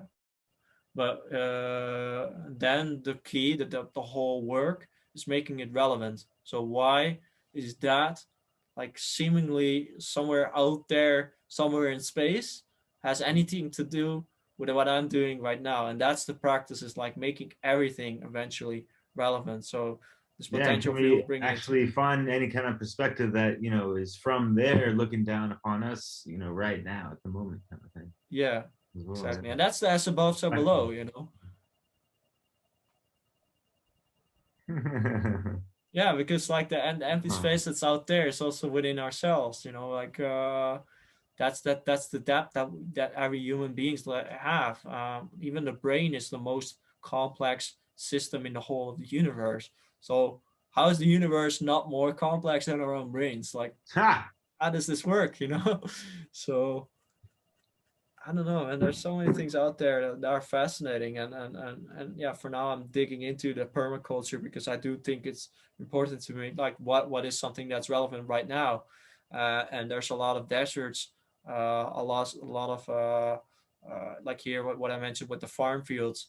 And there's less biodiversity. There are certain plants that actually form a certain problem, you know, of being a threat for the environment. They have like a certain red list of, because they're so dominant, they can like conquer other plants. So those need to be like, I think, I don't know what you think about this, but I think a very big part of us human beings is also being a gardener, and so taking care of the earth. Yeah, totally. Hmm. And that's that. And what are we Yeah, and doing right now? Because we were talking about this earlier, right? And how, you know, you drove by, you know, fields of the same, you know, industrialized, you know, crop fields and this and that. It's impressive at the scale of, you know, how they've made that, but at the same time, it's kind of ugly. It just looks out of place. It's not something organic or something that, you know, nature created by itself. Kind of, it's just like really intensive man or human intervention of nature to fulfill its quote unquote needs due to, you know, whatever economic you know, agricultural demand at the time, kind of thing, you know, and what's the most profitable sometimes, or, you know, what's the best crop in the best region under the best yeah. weather patterns, I guess, if you will. Yeah, and that's the mentality. Even though, like food forest, that's something I really want to pursue, like concretely. Like, to think like philosophy is very important, but it's an initial step. You can bring it into any field, but I think in regards to agriculture, which is facing a very big problem, like here in Frisia, it's one of the best regions of agriculture in the whole of Netherlands. A lot of Wow. like especially milk is one of our, you know, one of our big exports. Huh. But eventually this soil is getting worse and worse because it's like gets dried up by the sand. Like, there's still, of course, grass, and there's grass plants, but it's only one type of grass, and they're cutting this grass every time, and so there's no insects, and so almost no microorganisms, Yeah, because they yeah, don't get yeah, any compost. They get a lot of manure, which of course feeds plants as well. But if you don't get leaves and sticks and other types of nutrients that the plants need, then you need to uh, um, need to let the cattle move enough. So if you have enough big enough space, it can still be durable. But eventually, you get just the quality gets less and less because you don't, like the soil. It's like in the beginning, it used to be like this because of the trees, like falling leaves on it, layers and layers and layers. But now it just yeah. gets thinner and thinner because you get Mm, less and less soil because there, you know, there's no cycle that's getting into completion, which nature yeah, does. yeah. And now, like, there are some movements with agroforestry where there are trees and farm fields combined, that will be a part of agricultural solution. But then another, it's a step further, is without the well, you can use chickens or you can use goats or smaller animals, but that's the forest, the forest, food forest. And there's a few food forests here in the Netherlands. In Frisia, there's only one, but I'm hoping that this will be the future of the agriculture itself, because there will be space of completion. And there's a certain things you need to know. You need to set up a certain design. There needs to be a certain balance where first there's a lot of support trees, and then there's only a few fruit trees, and eventually you can get more and more. There's a like if people like in the comments are interested, people that watch this and are interested, then let me know. I can always send some sources of this, because there are some specifics that needs to be known, like the percentage and how this needs to be done. And it's something that I'm still pretty new to myself as well, and I didn't put it into practice yet because I didn't have the opportunity to do that yet. But I'm hoping that in the future I will be working with that, and will not solve everything, of course, but it will solve many different things. One of them being we know where our food comes from. There will be less trash. Yeah. Trash is a word that humans invented, but nature doesn't know it. It reuses everything. And so, people know where the fruit is coming from. They grow a bond with it. Yeah, everything doesn't follow that logical narration in that there's a straight line. You follow the straight line, and there's a row of apple trees, and you just pick up the apple trees. You cannot give the instructions like that. There's a certain set of intuition that you need to walk in the forest and to see, oh, there's this one is ripe, and you know where that one is. And so there needs to be also a shift in mentality. And that's why I think like psychology is important in that, but it's not that far reaching. Like everyone can grasp this, because you can just go with one of those forests and the guy explains to you it and you get it straight away, because it is logical, but not predetermined logic. Like it's not like in a monoculture where you have this, like everything has to be in biggest quantity. You need to make as much as possible, which is all capitalism.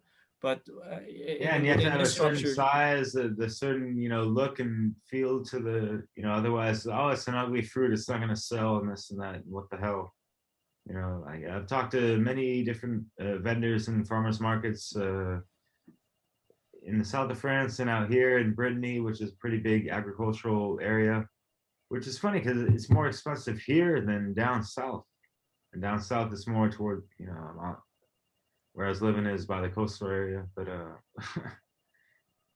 yeah, it's incredible how people got to jump through hoops and this and that just to get certified organic and pay at least 5,000 euros to go through that process of being certified organic. A good amount of people are just, they don't want to use pesticides. They understand and they feel the effects. I mean, people that are using hands-on pesticides, cultivators, agriculturists, gardeners, it's like they can start to feel, not even long-term effects, but short-term effects, and they don't want to, in good conscience, sell, these contaminated fruits and vegetables. So they're gonna go under the radar. They're gonna certify themselves as organic, but they're gonna say, "Oh, we didn't use any pesticides." It's technically organic. And it's who the hell type of institutional governmental body said like, "Oh, organic is like some special thing now, and like anything else is just like it's food." Like. No, nothing outside of organic needs to be certified as anything else, right? Doesn't that seem a little messed up? Yeah, and I think that's why it's also important that people know really where their food, that they're connecting with the person that grew it. Like a lot of people, they don't know their, like that's good that you go to a farmer's market, because you're connecting with the farmers and you're knowing like what they're doing with their products. A lot of people, they don't really know where their food is coming from. They just go to the grocery stores and just get the straight away, like the easiest all way. There, like people are so disconnected towards the whole chain of, how from the seed to the root to the blooming of the flowers and the fruit and the vegetables to the whatever transportation it's going to go to in the process to that, up until you buy it in their grocery store, you know, and in the Yeah. marginalization of, and like, how many suicide farmers have been suicided themselves, you know, Mm. even before the Monsanto thing. I mean, these people, they work their lives off 7 days a week for the most part. They don't really get that much money at the same time. No. No.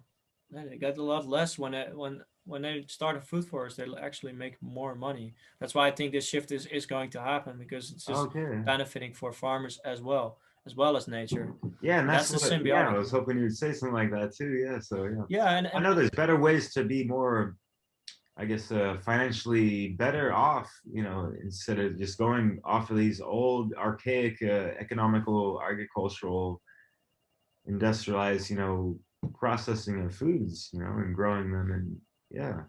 yeah, and in regards to like the permaculture, because I think like some people will be shocked, like, okay, food forest, there's nothing close here, and I don't have the space of land to start something like that. And so it will be for some people like, whoa, that will be appalling. Like, that's not for me, for my location. And to those people, I would say like, start out small. You know, like with these food forests, it's just having this awareness of growing your own food. Like if you have a balcony, like there are certain ways, if you can do it just straight out on on stones, like on a pathways, you can start out like, oh, grow your own food in certain way, like creating lasagnas with layers of like compost, which you can buy for very cheaply from your local government. And so there's a lot of ways, like you can even grow certain plants inside as well that give certain food. So it's just this awareness of just connecting back with what you're going to eat, and then you will feel that it's not just food for your body but also for your spirit as well. Like I was struggling with IBS, I had irritable bowel syndrome, and I had a lot of like big sick symptoms of my stomach setting up like a big stomach, and was hurting. I got a lot of cramps, and now I don't have that as much. I have it a lot. Like I still have it a little bit, but it like it got less and less, because this conscious awareness of just knowing, like my father has a food garden, so that helps. He does it still in a classical sense, so there's still like he feeds it with compost, but it's not like he doesn't use any pesticide or anything. Like if something gets eaten, that's it. But it doesn't use any, like he does use, like for example, eggshells, and there's some event things you can invent to prevent insects from reaching it. But what permaculture acknowledges is that you cannot really totally abolish nature. You just need to make it work for you. And so there's still always some plants or some fruits that will be eaten by insects, but that will feed the cycle that you need to keep growing the system that you have. And so you have this shift of like working against it and then working with it. Like, here there's a lot of weeds, and people are like finding a way with weeds. Oh, there's more weeds coming out, and you keep on working, but Hey, like what people kind of try with weeds? We're salt talking and about dandelion and plantain, because those are great for the body and the brain. Yeah. yeah, well, many, yeah, no, but many plants that actually grow as weeds are actually really really useful, and actually they're native plants, so they're very strong. They worm 1 year. So what these weeds are doing, they're actually repairing the soil. So they're what we're if you have a certain food garden, you're keeping your soil in a pioneering state. So the plants they're growing to make their fulfillment, and then follow down, and then create more and more layers. Eventually, like stronger, more long-term placed plants have enough food to sustain, and so this is how that works. But we're keeping it in that state. So a lot of this soil is now exposed to sunlight, and so the soil is drying out. A lot of microorganisms don't get enough food. Like you can see the quality of your soil by the amount of worms that you have in your soil. If you dig out a little bit of earth and you see a lot of worms, that's a good indicator. And so in these soils, that they don't have that as much, because they need that, the constant scraping of the surface. But the deeper soil, they don't really get that supplement. So a lot of this is something I really need to mention. A lot of civilizations in the past actually got demolished, that destroyed because of this. Even the Romans, the Greeks, the Chinese, many civilizations, they all growth in this monoculture, in this sense of keeping the soil in a pioneering state, but eventually you'll make it a desert.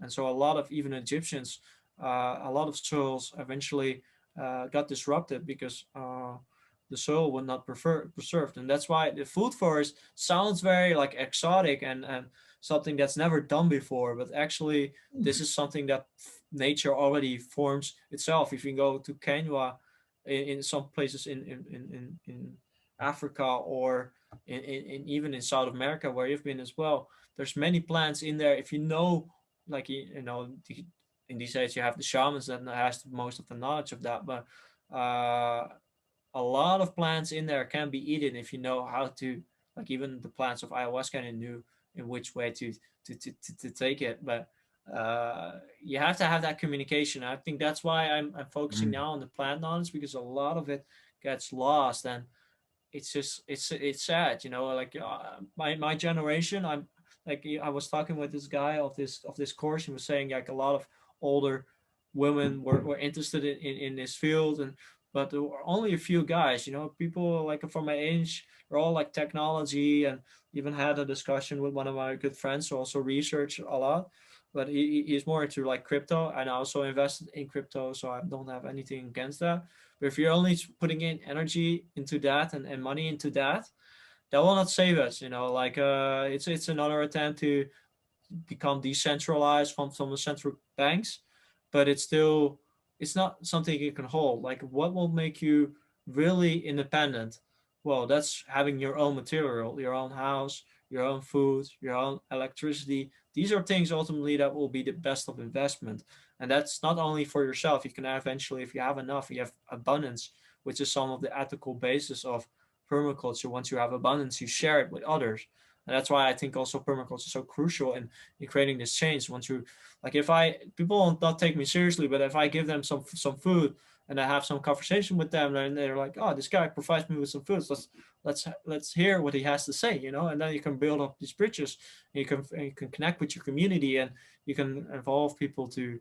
That's something that I'm pursuing, is like, start out small. That's the main thing. Like, if you have a smart little garden, you can create certain plants and guilds and companionships within plants that work together, that also can look nice. Like, it doesn't have to be just purely functional, but you can walk into a garden and you can eat what is there. And it doesn't, like, if you just have a few plants, if you're this is a movement, man. This is move. I'm trying to like spark even some of my friends to start some small little gardens, and like, it started out small, but once you have an abundance of food, a lot of problems, I think, will be solved, because a lot of it is coming down to a scarcity belief, in this fear that I don't have too much tomorrow. So why would I share not just materials, but also sharing what I've learned with other people, because they might abuse the knowledge that I've learned against me. So I think a lot of things tying it together, but it's not, permaculture is not some absolute answer, but I do think it's a part of the solution, tying it in with the psychology and yeah, the heart-based intelligence, what you said as well. And there's like, it's an integration, man. It's a process. Don't it's not an utopia that I'm presenting here. It's more But of a it's bitopia. therapeutic at the same time. I mean, as far as like, one of the solutions for mankind is to really reconnect with nature and harmonize with nature.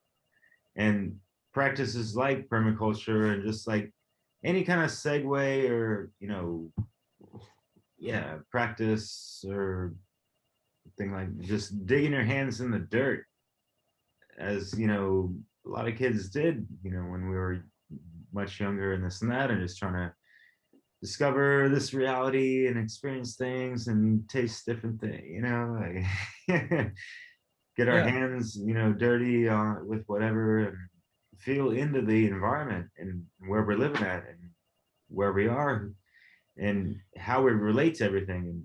And who we, yeah. Yeah, and it's also like people don't need to be afraid to try new things out. It's just experiment. That's the thing about this permaculture. Don't expect that it will be perfectly working, because in nature, even like some plants, they die out, they don't get enough sun, and there's a lot of probabilities in there. And so, just enjoy the process. That's the most important thing. If you enjoy the process, you enjoy doing it, then that's already a form of success. Don't like, that's why I would call myself a process philosopher. I'm not aiming for that success that's somewhere out there, that society is promising me along the line. No, I'm looking for something that gives me fulfillment in the moment, and something that I enjoy the process of doing. And I like going into nature. I always like, when I was a small little child, there were two big topics on school there which I enjoyed, was history and it was biology. So I Mm. always was learning about nature is for me always very interesting, and also learning about people, about their history, about different cultures. Uh, but there's so many things out there we can learn about that. So yeah, no, just for me, if there's things to learn, I'm already enjoying myself, and there's always that's the like the backup line. If you have a fucking fucked up experience in your life, you always learn about it. You always learn from it. There's always things Either that easy or you the can hard integrate. way, it's like hopefully people understand and pick up on, the lessons to be learned on their mistakes or just the unfortunate situation that, they got placed in. Yeah. Yeah, sure. Sure. Yeah. So,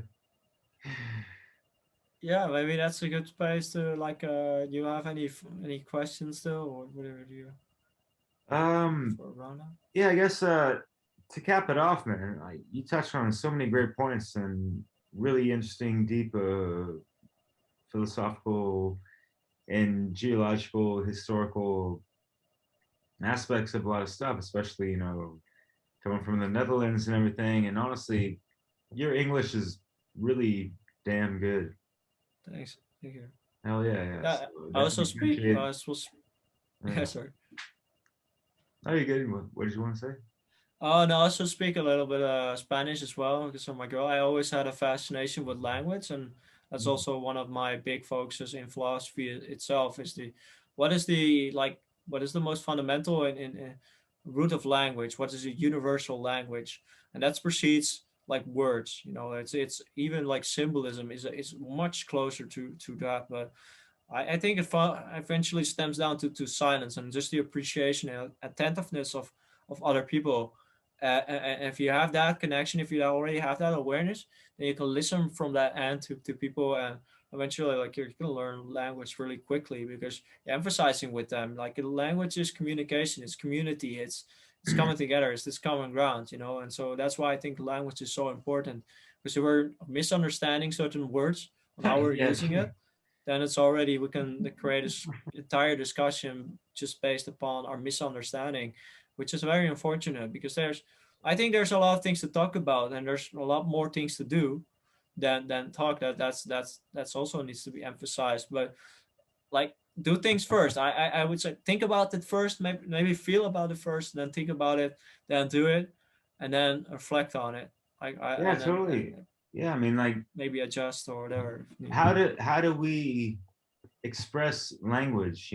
Like how the vibration from my vocal cords, with the breath coming through my lungs out of my mouth, that's vibration, right?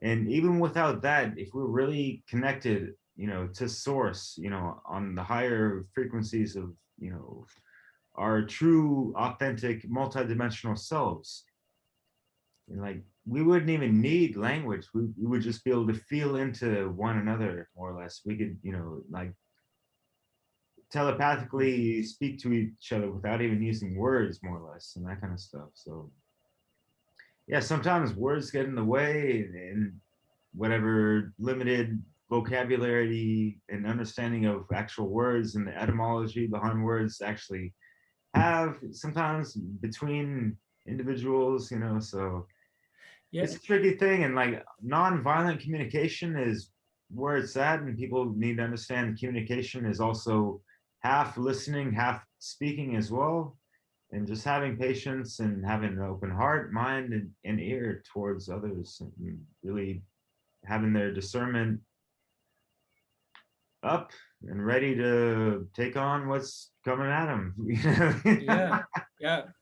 No, and I like to with competitive language, it evolves through metaphor, something that we cannot really explain with the regular words that we have. We have to use certain things that are like what we're trying to describe, and one of Limited called language is limited in many different languages. Like in Dutch, I'm sure there's words and terms that explain things really accurately that even the English language really can't explain even in a sentence sometimes or whatever. Or it just sounds awkward, or it's not equivalent towards the same feeling and meaning of that expression, if you will. It could talk about that with between any different languages, but yeah, for sure. Yeah, language is key, man. Language is a science that encompasses all other sciences.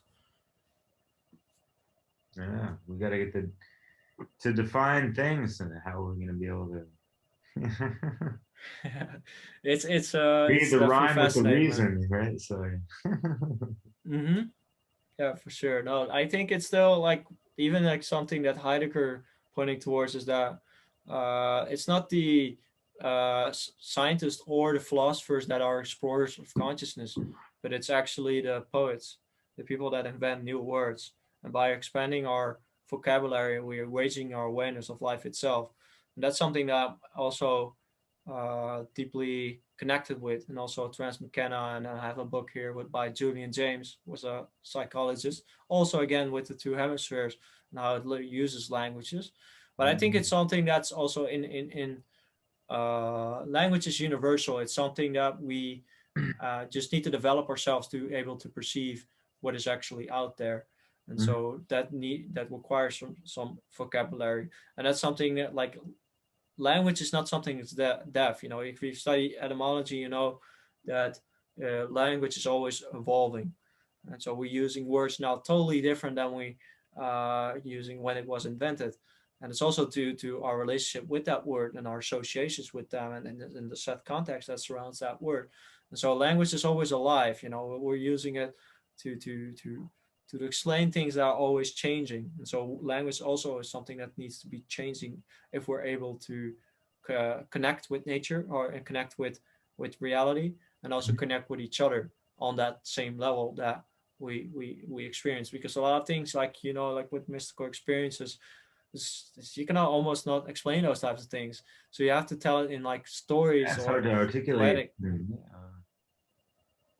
But as far as like language evolving and certain words evolving, I mean, like with etymology, like the meaning, we can talk about casting spells, spelling words and this and that, and the whole black magic or even white magic behind that.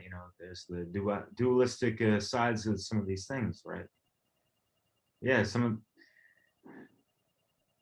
there's been certain terms and words that have been perverted and inverted on purpose. They haven't evolved. Some of them have actually devolved, actually, so to our misfortune, more or less, Yeah, sure. Like language is now used more in a manipulative manner. Like we use language more to manipulate, but it can also be used to heal.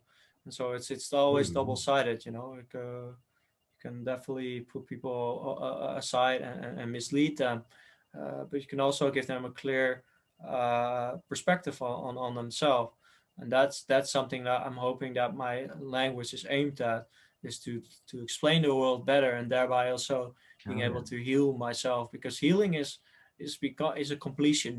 Like I'm trying to build a bond with life itself, and by doing so, there's a certain intimacy with life, and that gives it a lot of meaning, and that meaning is already like fulfilling, and doesn't require me to go to every party or drink as much alcohol as I can.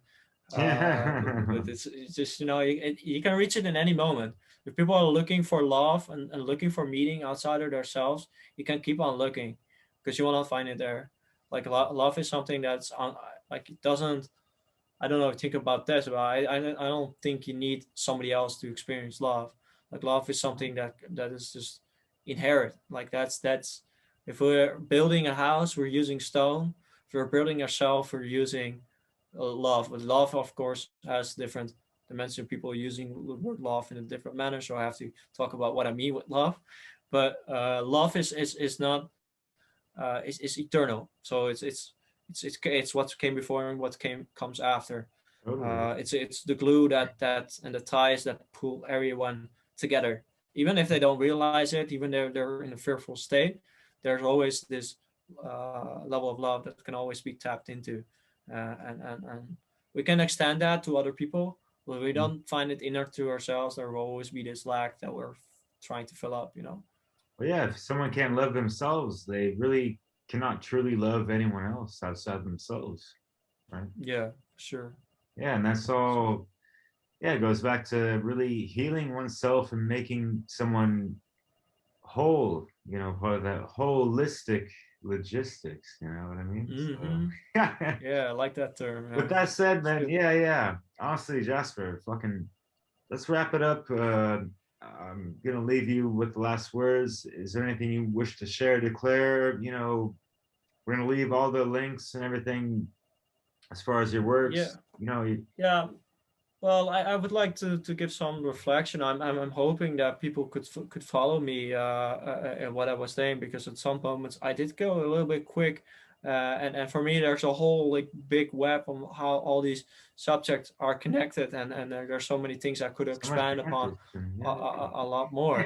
Uh, but it's yeah, no, for sure. Like it's all connected, and about like, you know, I'm teacher assistant in my background, so I do have some didactical background. So I always have to be aware of where my public is at. So yeah, I'm hoping to connect with your community, with the holistic logistics community, and just check on well, thanks. people Getting how it they off the receive it. ground. And yeah, I'm always open for any feedback, and people that think differently from me. I'm openly inviting them to share them and do it in a constructive manner. Then, you know, I'm also a person that has the shortcomings. So definitely, yeah, I'm hoping that some things that I said is to any meaning to somebody that listen to it, and yeah, provide them some healing if they require it. So, and yeah, like the same, it works both ways, you know, like it helps me also to clear my own mind. So yeah, it's been a pleasure, and thank you for this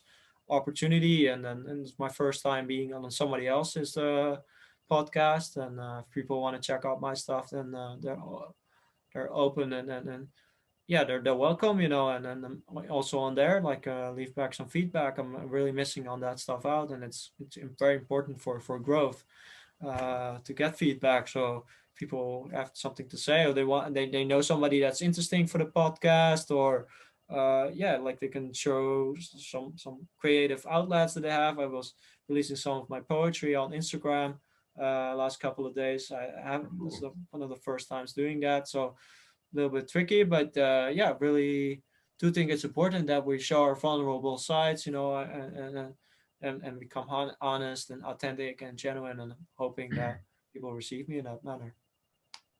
Oh yeah, brother. Man, I love what you've been doing, the intention behind it, and the fact and the drive and the motivation and the multifaceted paths that you're going on, and like how you're really sticking to a certain, you know, higher path above all else, but at the same time just gaining so much, you know, experience from a lot of different things, man. Like that's really inspiring for me and other people that are listening, hopefully. So yeah, it's been really a pleasure and honor to have you on, and Awesome. you killed it tonight, man. Honestly, pretty blown away by what you said tonight. So yeah, Awesome. much love. Yeah, And yeah. Let me know if I need to send so many of the links, things that I mentioned. Like I don't remember all of them, so if you yeah, I like was trying to write let down me some know. notes, so we'll talk later. All right, You know. awesome. All right. Well, thank you again. Yeah, thank you Eternal too. love. And thank you all for listening, and take it easy out there. Peace. Oh yeah, all that, and I didn't even introduce how we met and how we've been in contact, because yeah, apparently he's I mean, I have my other YouTube channel, Awaken Your Mind, that does, truth infused music mixes, if you will, and yeah, I've been checking that out for a year or a couple or something like that. And the fact he lives in Europe and I'm in France, he was visiting or passing through France for a little bit, and yeah, he stopped by actually last October 2020, and yeah, he stayed at my place for a good 4 nights or something like that, and yeah, it was cool. It was right when he was really starting his own podcast and everything, and so we were able to kind of share ideas and listen to a lot of music and this and that. So yeah, that was really cool. So yeah, in light of that, I'm gonna leave you all with a little music for the outro, and yeah, peace.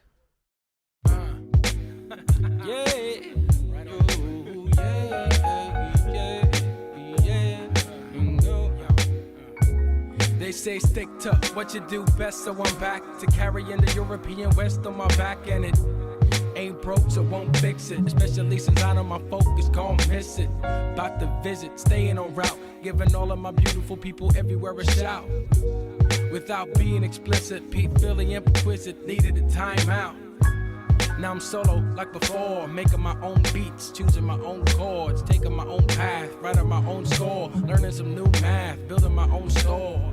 And it's so much more than this music thing I so adore. So I just said later, I'm doing me theater, ain't gonna hear my tunes no more. But that was acting, or reacting to something that turned sour in the midday hour. But I won't let it tower above me, love me, hate me, gave me power. I've crossed the ocean, I've traveled the seas, getting a bit closer to where I should be. I know I'm supposed to let my mind ease, please. Every verse that I spit is just another piece of my puzzle, and I admit, despite all of my wit, I'm puzzled. I stay tussling, trying to come to grips. My church has no religion, my search has no fine. Since the birth of mankind, we've been trying to move forward while pressing rewind, and I'm no better, a lazy go-getter, conservative trendsetter, rebel without a vendetta. The blueprint to happiness, I will follow it to the letter. But since it ain't, I'ma make my own and meditate in the middle of the danger zone.